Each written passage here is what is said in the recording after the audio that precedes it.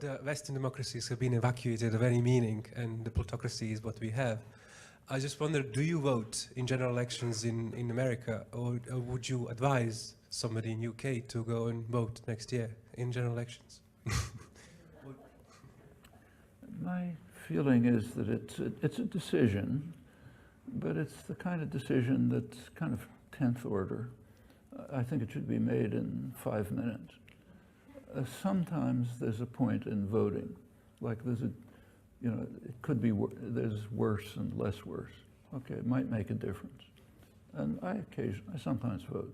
Sometimes I voted for Republicans because they were better, you know, not in presidential elections. But most of the time, you know, it's a very small decision. Maybe if you can, you just have to compare the alternatives and see if there's on balance any difference. But it doesn't seem to me a fundamental question. The real problem is what to do about the fact that we don't live in political democracies.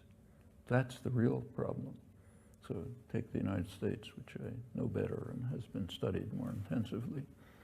In the United States, it is literal. You can read in academic political science, not on the left, that about 70% of the population, lowest 70% on the income scale, is entirely disenfranchised, meaning their opinions have zero impact on policy, even their own representatives. They're simply ignored.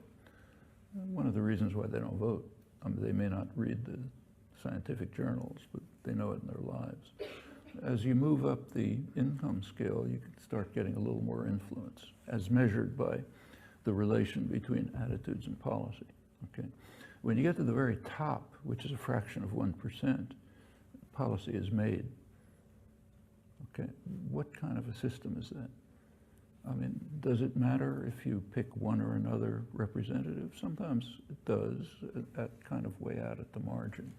But the real problem is the nature of the system. I don't think England is that much different.